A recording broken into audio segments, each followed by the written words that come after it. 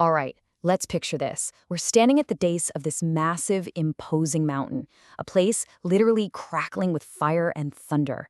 A brand new nation is gathered right here, and in this very moment, a covenant is about to be forged, one that's going to shape history for thousands of years. I mean, really put yourself in their shoes. You've just been freed from generations of slavery. You're out in the middle of the wilderness, trying to figure out what it even means to be a people. So what's next? You need a foundation, right? A set of rules to define who you are. Well, for the Israelites at Mount Sinai, this is that moment. They're waiting for a revelation straight from God. And the scene itself, it's pure, unadulterated drama. We are not talking about some quiet, peaceful ceremony. No, the book of Exodus paints this picture of an overwhelming, awe-inspiring spectacle. You've got the mountain itself shrouded in smoke, shaking with thunder and lightning. It was absolutely designed to inspire awe and maybe just a little bit of healthy terror. Now, what's so fascinating is how God kicks off this whole encounter. Before a single law is handed down, before any rules are laid out, he just introduces himself. It's such a critical starting point. Who is this God speaking from the fire? And we hear this in Exodus chapter 20, verse 2. The very first words aren't a command. They're a statement of relationship and action. God introduces himself as their deliverer, the one who rescued them. So his authority isn't based on some abstract, distant power. It's rooted in their shared history, in the act of salvation they just experienced. So, with that foundation firmly in place, we get the first cluster of commandments. You can think of these as the vertical part of the covenant. They define the relationship between the people and God. This is all about loyalty, about reverence, and about how exactly a holy God is meant to be worshipped.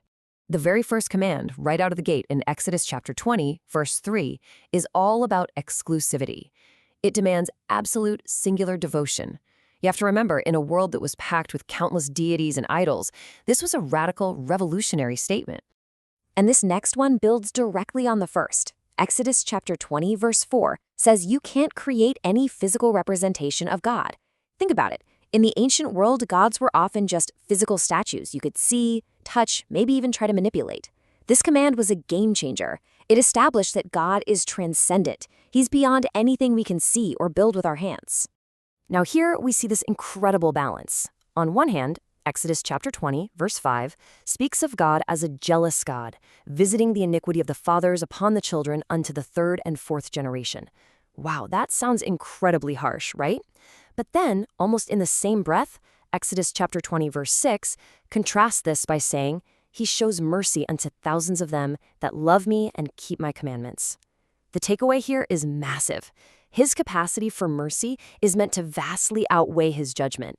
This command from Exodus chapter 20, verse 7, is all about reverence. And it's not just about, avoiding certain swear words. It's about treating God's name, his very character and reputation with the highest respect. And the text adds a really stern warning here, saying, For the Lord will not hold him guiltless that taketh his name in vain. Then we get to the Sabbath. Now, Exodus chapter 20, verses 8 through 11, command the people to keep the seventh day holy. And it's so brilliant because it's modeled on God's own pattern in creation. In fact, Exodus chapter 20, verse 11 states, For in 6 days the Lord made heaven and earth and rested the seventh day. This wasn't just some personal religious rule. It was a revolutionary social law. It required rest not just for the rich, but for servants, for laborers, even for animals. It basically built a principle of universal dignity right into the calendar. Okay, so let's shift gears now. If those first commandments were about the vertical relationship with God, this next set is all about the horizontal contract, how people are supposed to treat each other. This is essentially the blueprint for a just and stable society. The pivot from the divine to the human starts right here in Exodus chapter 20, verse 12. Honoring your parents is presented as the absolute cornerstone of social order. And get this, it's the first commandment that actually comes with a promise, directly linking the stability of the family to the long-term survival of the nation. And here we get to the absolute core of moral law. First, Exodus chapter 20, verse 13 establishes the sanctity of life with thou shalt not kill. Then, Exodus chapter 20, verse 14 protects the family with thou shalt not commit adultery. Next, Exodus chapter 20, verse 15 protects property with thou shalt not steal. And finally, Exodus chapter 20, verse 16 upholds justice and truth itself, commanding, thou shalt not bear false witness against thy neighbor. You see how together they form this essential framework for any community that actually works? The final commandment from Exodus chapter 20, verse 17 is just so profound because it goes deeper than just our actions. It gets right to the heart.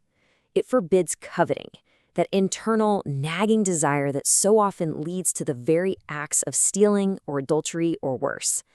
This law tackles the problem right at its source, our own desires.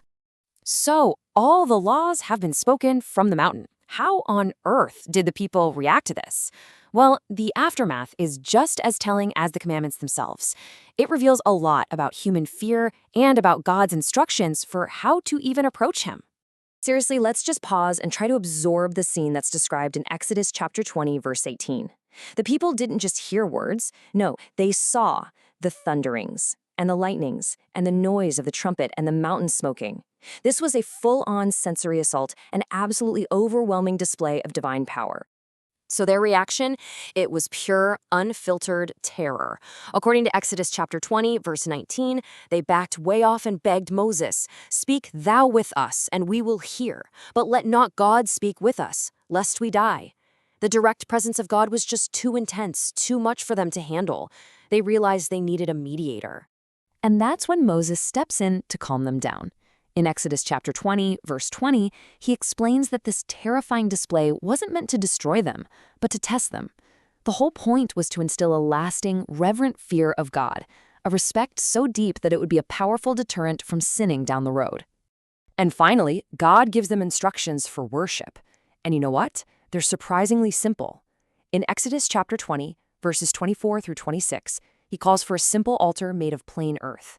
If they use stone, it has to be natural, uncut stone, because as Exodus chapter 20, verse 25 says, the moment you use a tool on it, you've polluted it. God wants pure, simple worship, not our elaborate man-made stuff. And so we're left with this incredible covenant, born from fire on a smoking mountain. It's a blueprint for relating to God and to each other that has echoed down through thousands of years of history. It really makes you wonder, doesn't it? In our complex, modern world, how do these ancient, foundational rules about justice, reverence, and mercy, how do these still speak to us today?